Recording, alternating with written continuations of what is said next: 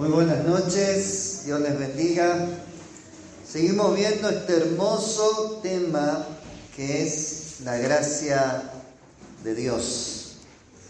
Solamente para recordar, el domingo próximo pasado vimos sobre gotas de la gracia derramadas antes del nacimiento de Jesucristo. Y quedó claro, por lo menos así lo pienso, que la gracia viene después del pecado. Antes del pecado no hacía falta gracia. El ejemplo que vimos es un ejemplo clarificador de Adán y Eva, que después de que pecaron, confesaron su pecado y ahí vino la gracia de Dios para perdonar justamente ese pecado. Y yo explicaba un poco el contexto en que estaba el tema de Adán y Eva y la gracia de Dios. También vimos algo de la Virgen María, cuando era virgen, que Dios derramó sobre ella una gracia especial, que fue llena de la gracia de Dios. En el relato bíblico, tanto María encontramos como Jesús fueron llenos de la gracia de Dios, sin un pecado previo. Por eso algunos siguen llamándola la Virgen María, un poco para identificarla de las otras Marías que había en esa época, pero también para recordar ese acontecimiento único que en ese momento ella fue llena de la gracia de Dios. Una persona de carne y huesos que recibió una gracia muy especial y fue llena de la gracia de Dios. La gracia viene o se manifiesta siempre después del pecado, la desobediencia, la infracción o el error, el sinónimo que ustedes quieran. Después del pecado y la confesión viene la gracia de Dios. Después del pecado y la confesión viene la gracia de Dios. Así que me gustaría, si le podés decir al que está al lado tuyo, la gracia viene después del pecado. Así no se duerme ni se distrae. La gracia viene después del pecado. Normalmente tenemos otro pensamiento sobre la gracia de Dios, pero cuando uno va a la palabra de Dios, es más, si no hay pecado, no hay gracia. Simplemente porque no se necesita. Dicho de otra manera, la forma de Dios para solucionar el gran problema del pecado de la humanidad es su gracia. En la Biblia es muy importante el orden que se dan las cosas, salvo algunas excepciones. Pero lo normal es seguir el orden que Dios ha puesto en las cosas. Si recordamos de Adán y Eva, no vamos a leerlo, ya lo leímos el domingo pasado. Primero pecan, confiesan su pecado y Dios manifiesta su gracia, matando a esos dos animales que tomaron el lugar de Adán y Eva. Y la muerte que le correspondía a Adán y a Eva pasó a esos dos animales. Entonces nos tiene que quedar claro que siempre el pecado precede a la gracia. El pecado precede. El orden sería pecado, después gracia. Pecado, después gracia. Y no quiero que se me malentienda, y lo voy a ir explicando bíblicamente, pero si queremos más gracia de Dios en nuestra vida, en lo personal, en lo familiar o en la iglesia, la verdad es que estamos diciendo que se tiene que manifestar más el pecado. Los que creen que no tienen pecado no necesitan la gracia de Dios. Es como cuando Jesús le dijo que vino por los enfermos. El que está sano no necesita al médico. ¿Para qué va a ir a un médico si está sano? Pero cuando estamos enfermos, vamos al médico enseguida. Bueno, lo mismo pasa con la gracia de Dios. Solo los pecadores necesitamos la gracia de Dios y el perdón. Y quiero que lo veamos en Romanos 5, 20, 21. La gracia de Dios es para los pecadores. La gracia de Dios es para los pecadores. Pero en Romanos es tremendo este pasaje, es muy tremendo. Nos dice, pero la ley se introdujo para que el pecado abundase. A ver, leí bien. La ley se introdujo para que haya más pecado. A ver, Dios introdujo en el mundo su ley para que haya más pecado. ¿Su Biblia dice igual o mi Biblia está mal? Sí, Romanos 5, 20 y 21. La ley se introdujo para que el pecado abunde. Dios metió la ley en el mundo para que haya más pecado. Pero no quedó ahí.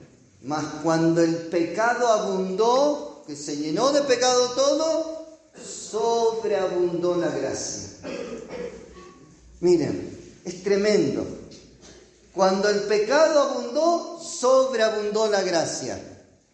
¿Queremos más gracia de Dios? Se va a manifestar más pecado. Para que sobreabunde la gracia de Dios. El 21 dice, para que así como el pecado reinó para muerte, así también la gracia reine para la justicia, para vida eterna, mediante Jesucristo nuestro Señor. En otra versión, la Nueva Traducción Viviente, dice, la ley de Dios fue entregada para que toda la gente se diera cuenta de la magnitud del pecado. Pero mientras más pecaba la gente, más abundaba la maravillosa gracia de Dios. A veces lo leemos tan rápido que no llegamos a entender todo el significado de lo que la palabra dice. Aclaro un punto. Cuando está hablando aquí y estamos hablando de pecado, no se habla de un pecado deliberado, premeditado y malintencionado, sino del pecado en general, del pecado porque somos seres humanos pecadores. Si analizamos este pasaje y lo comparamos con Adán y Eva, a ver si se cumple ese orden. En Adán y Eva era pecado, confesión y gracia. Y en este también, primero está el pecado, abundó el pecado, pero sobreabundó la gracia. Primero está el pecado y después está la gracia. Y vemos que para entender esa magnitud del pecado fue introducido la ley. Porque si no hay ley, no hay culpabilidad de pecado. Nadie te puede hacer una infracción de tránsito si no hay una ley previa. Es por la ley que se culpa de pecado. Sin ley no hay culpabilidad de pecado. Entonces el pecado abundó para que nos demos cuenta algo que por ahí ya lo sabemos. Es que en la condición espiritual del ser humano es de pecado. Todos somos pecadores y necesitamos la gracia de Dios. Romanos 5:12, si alguien lo puede leer, por favor. Vamos a estar ahí en Romanos más que nada, porque este tema Romanos lo explica un poquito mejor.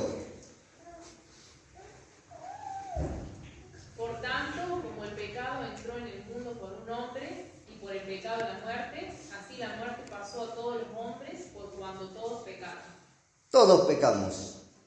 La manifestación de que todos pecamos es que un día vamos a morir. Entró el pecado, entró la muerte, todos pecamos, todos morimos. Si alguien no pecara nunca más, no moriría. Jesús, para morir, tuvo que haber cargado el pecado de todos. Por eso llevó en la cruz el pecado de todos nosotros. ¿Qué somos los creyentes? Somos pecadores arrepentidos, que ya hemos recibido la gracia salvadora de Jesucristo. Ya no estamos siendo esclavos del pecado, y que esto por ahí, si ustedes quieren profundizar, en el capítulo 5, capítulo 6 y capítulo 7 de Romanos habla mejor esto y lo explica mejor. Léanlo en su casa tranquilo, pero léanlo de corrido. Sáquenle los títulos y lean capítulo 5, capítulo 6, capítulo 7, después todo de corrido para que se den cuenta lo que Pablo nos está hablando de la gracia con relación al pecado. Pero para seguir nosotros a pesar de vivir libres de la esclavitud del pecado y de vivir en la gracia, Pablo, que está hablando de la gracia, que es un paladín de la gracia, es alguien que habla mucho de la gracia de Dios, nos dice en Romanos 7, 19. Vamos a leer ahora un poquito ahí en Romanos 7.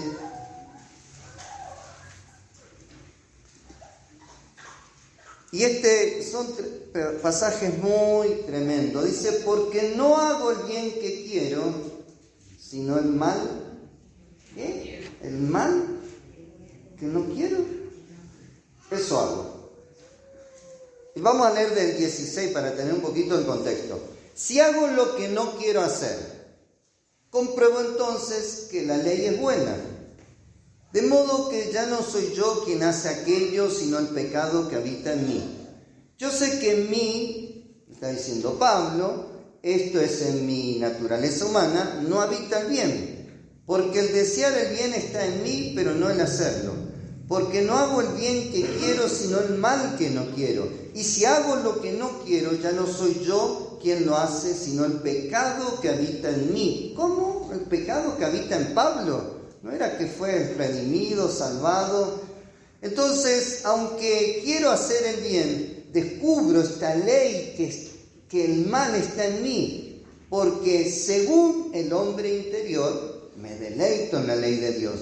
Pero encuentro que hay otra ley en mis miembros, la cual se rebela contra la ley de mi mente y me tiene cautivo a la ley del pecado que está en mis miembros. Miserable de mí, ¿quién me librará de este cuerpo de muerte?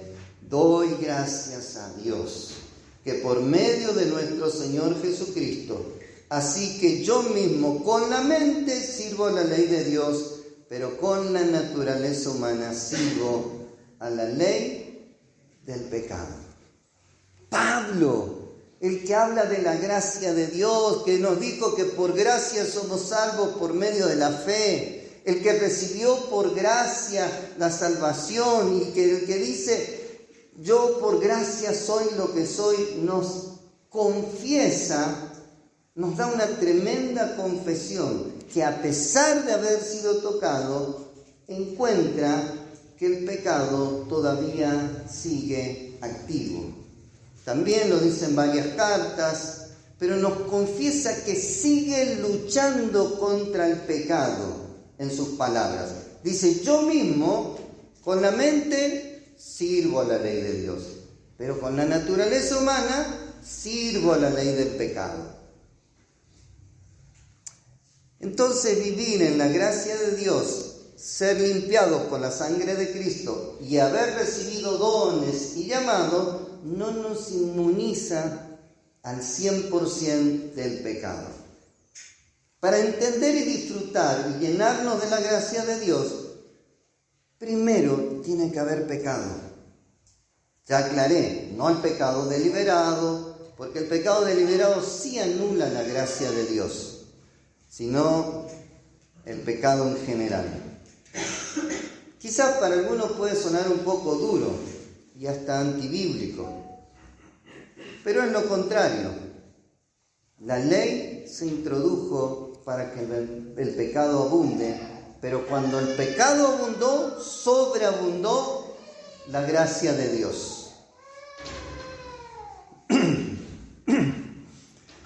Cuando empezamos a entender esto y a reconocer que necesitamos seguir recibiendo la gracia de Dios para llegar al cielo. La gracia de Dios salvadora la hemos recibido cuando entregamos nuestra vida a Jesucristo y nos perdonó los pecados. Pero necesitamos seguir caminando el camino de la gracia y seguir recibiendo gracia de Dios porque seguimos en una condición que necesitamos de esa gracia. En Romanos 6, 1, 2, para aclarar, porque si necesitamos gracia, necesitamos pecado, pero no vamos a estar pecando toda la vida. Por eso aclara en Romanos 6, 1, 2. Dice, ¿qué pues diremos? ¿Perseveraremos en el pecado para que la gracia abunde? Claro que no, de ninguna manera, porque los que hemos muerto al pecado, ¿cómo viviremos en él? Para ir redondeando algunas cosas, aunque el pecado atrae la gracia, no debemos seguir pecando, porque si lo tomamos muy livianamente al pecado, es un pecado ya deliberado, gracias, y hasta malintencionado. Por ahí alguno va a decir, bueno, entonces, ¿qué hago cuando peco? ¿Qué hacemos en este tiempo de la gracia? Antes, bueno, en la ley se hacía un sacrificio y ya estaba. Y en este tiempo de la gracia, ¿qué hacemos? Si Pablo, el apóstol, que más habla de la gracia de Dios, dice que con su ley sirve a Dios, pero con su cuerpo hay cosas que le llevan al pecado, que sirve al pecado, ¿qué hacemos cuando pecamos? Y la respuesta está en Hebreos 4:16. Hebreos 4:16 nos da la respuesta. Un hermoso pasaje. Acerquémonos pues confiadamente al trono de la gracia para alcanzar misericordia y hallar gracia para el oportuno socorro. Hay un trono abierto de gracia para que nos podamos acercar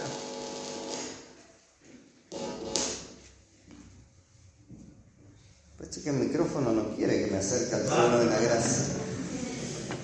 Acerquémonos pues confiadamente al trono de la gracia. ¿Se escucha? No, se terminó de... Ahí.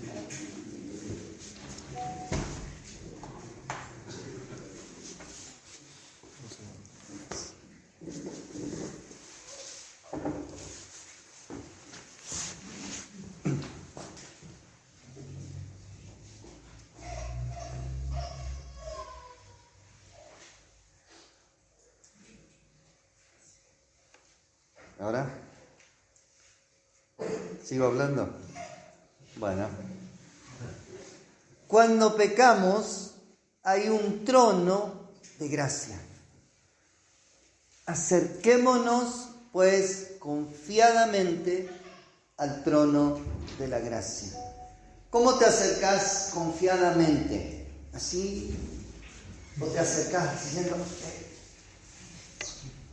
Señor, un poquito más de gracia? Señor, yo sé que en tu trono encuentro gracia para el oportuno socorro. En otra versión dice, acerquémonos con confianza al trono de la gracia para que recibamos misericordia y hallemos gracia para la ayuda oportuna. ¿Saben que cuando pecamos en este camino de la gracia, debemos correr lo antes posible al trono de la gracia y pedir perdón y hallamos el perdón nuevamente? El oportuno socorro.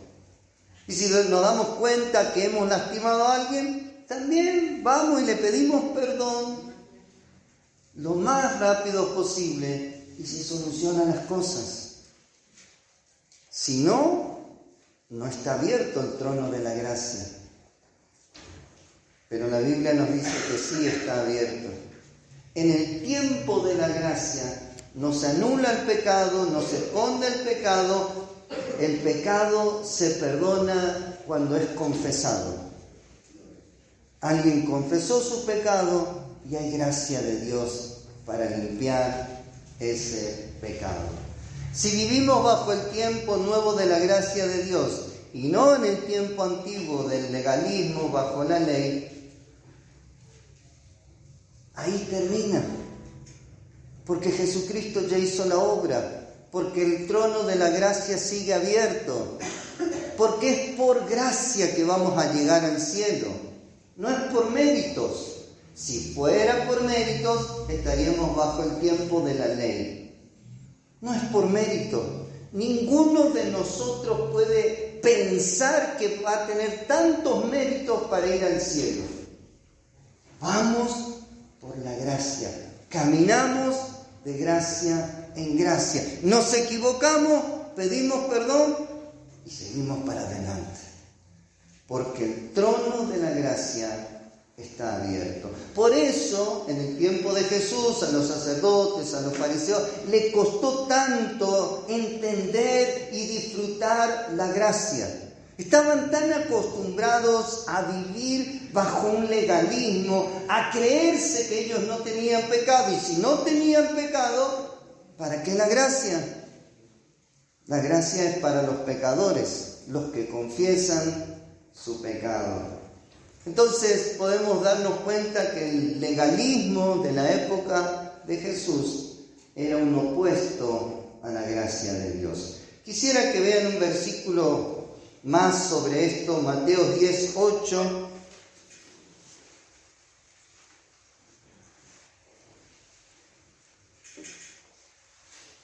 Normalmente lo usamos para otra cosa, pero yo quiero tomar la última parte.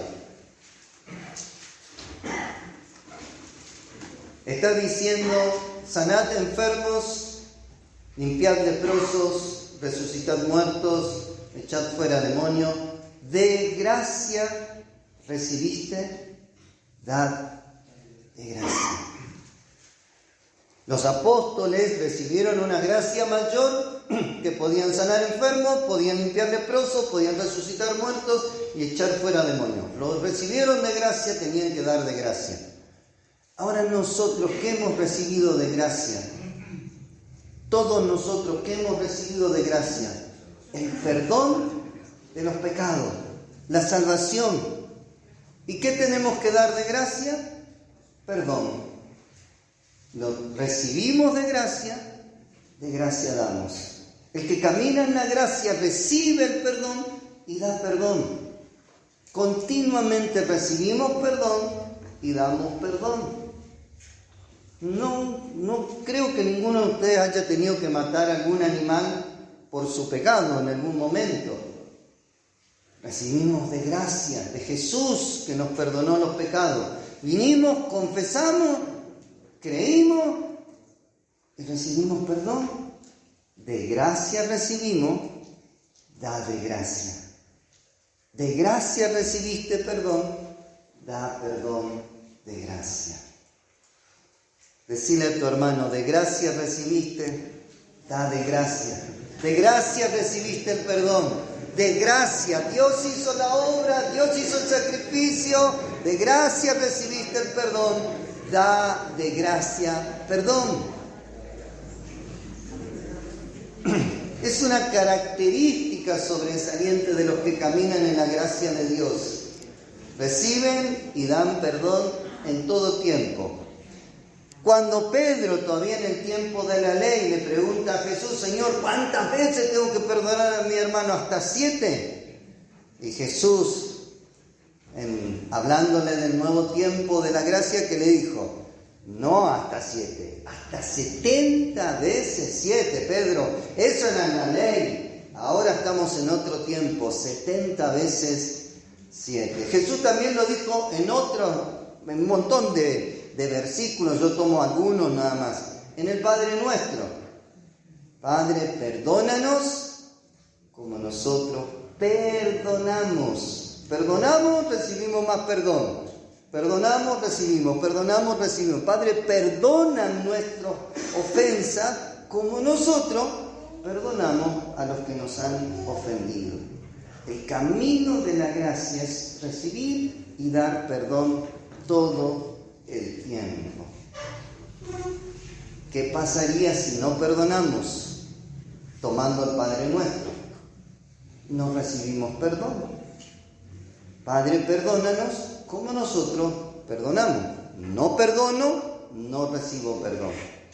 Perdono, se me vuelve a abrir la chequera en el cielo para otro pecado. Por supuesto que no estoy diciendo que pequen, sino que tienen la chequera en blanco. Si hubiera algún pecado, tenemos la gracia y el trono de Dios abierto. Hoy vimos un poquito de lo que escribió el apóstol Pablo.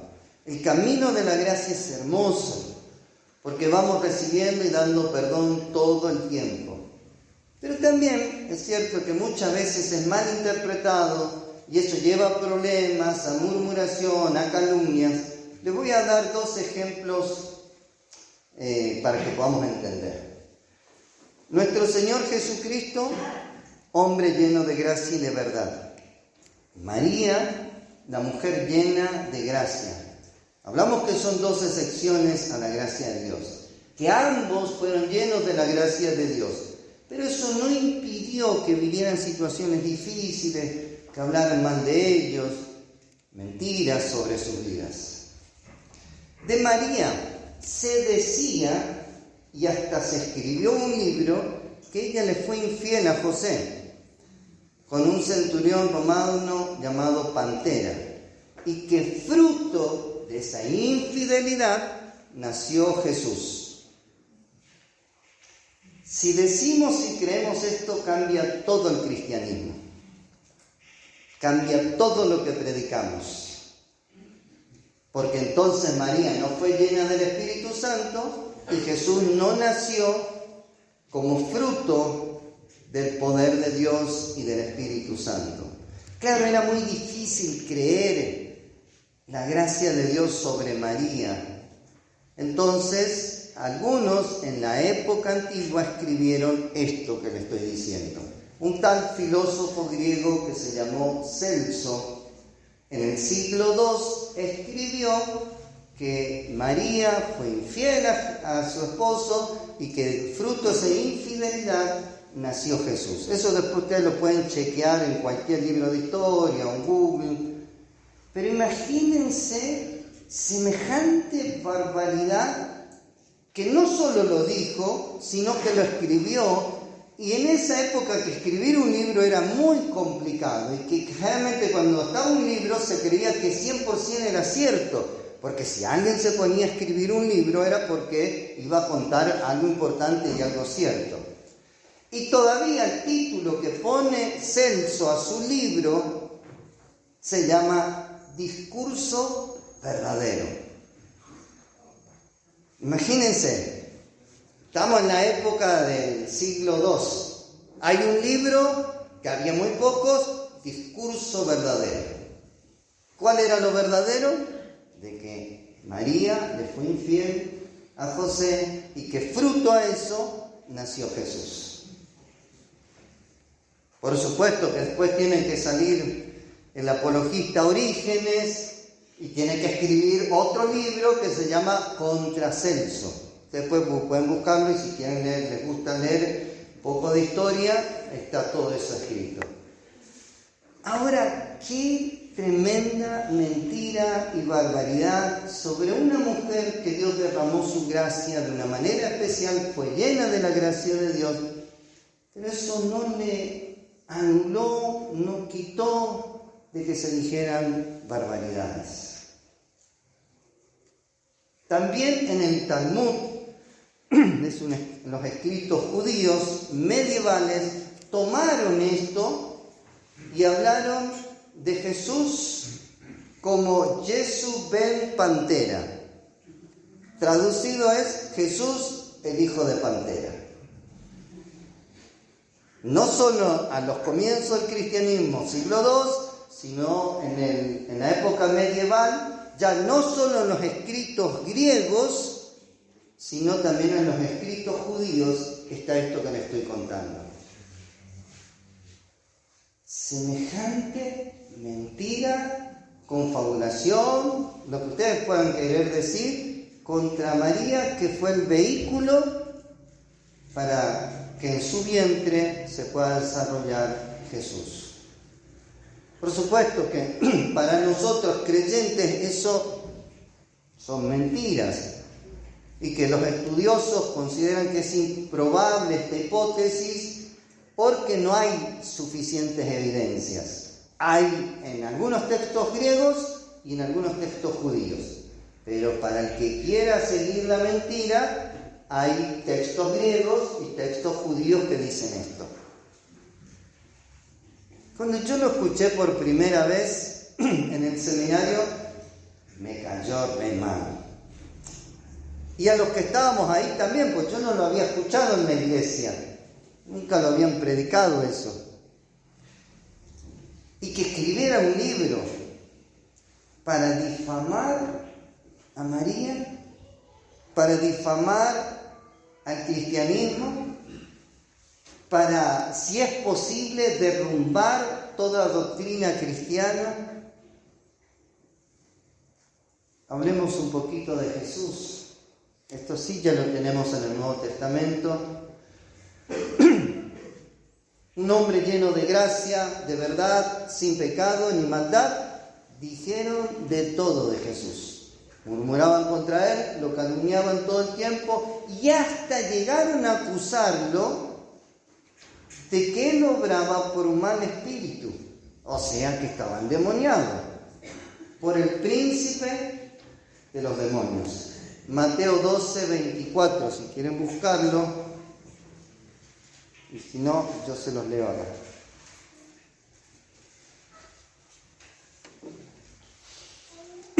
Dice, los fariseos al oírlo decían, este expulsa a los demonios por Belcebú, príncipe de los demonios. Mateo 12, 24. Es tremenda la acusación. Quizás para nosotros no suena tan fuerte porque ya han pasado más de 2000 años. Pero realmente era muy malo lo que hacían y decían contra Jesús. Tratemos de ponernos un poquito en esa época como oyentes del primer siglo. Aparece un tal Jesús, no muy conocido, que trae una nueva enseñanza que habla de la gracia de Dios y del perdón de Dios. Y también los sacerdotes, los fariseos del lugar conocido y reconocido por su religiosidad, por su piedad, conocidos de toda la vida, levantan semejante murmuración y semejante afirmaciones contra Jesús. Pongámonos un poquito 2000 años atrás. Aparece un desconocido a traer una nueva enseñanza. Pero los religiosos de la época le decían, no, este está endemoniado. No lo escuchen. Lo que él está diciendo es por un demonio que está obrando sobre su vida. ¿A quién creeríamos nosotros en esa época? Es difícil creerle a Jesús. Era más fácil creer lo que todos decían y lo que decían esos sacerdotes o fariseos. El objetivo era desacreditar el ministerio de Jesús. Pero nosotros hemos creído por la gracia de Dios. No nos mueve lo que dijo Celso de María, ni lo que dijeron los fariseos y los sacerdotes de Jesús. Pero solamente imagínense si del hombre lleno de gracia y verdad, santo, puro, sin pecado, dijeron todas esas barbaridades. Si de una mujer llena de gracia como María dijeron y escribieron también todas esas barbaridades, ¿qué nos pueden llegar a decir de nosotros, cristianos comunes, que no estamos llenos de la gracia de Dios? Muchas veces me puse a pensar cuando veía estas cosas, bueno, de los griegos, de los judíos de esa época, de los inconversos, se pueden esperar cualquier cosa. Pero de nosotros los cristianos, sabiendo que la calumnia, la murmuración, son pecados que atentan contra, por lo menos, el 8º mandamiento. No dirás falso testimonio ni mentiras contra tu prójimo. Este mandamiento protege la buena fama del prójimo y su derecho a no ser engañado. Entre nosotros tenemos que tratar de hablar verdad y la verdad completa. Si alguien se equivoca, las puertas del trono de la gracia están abiertas para hallar el oportuno socorro. Ya para ir terminando, para ir cerrando este mensaje, quiero dejar algunas cosas en claro. Nuestro Señor Jesucristo y María, 2 casos únicos en la gracia de Dios, y a pesar de ser llenos de la gracia, sufrieron la murmuración, la calumnia y el descrédito por sus hechos y sus palabras. La gracia vino después del pecado.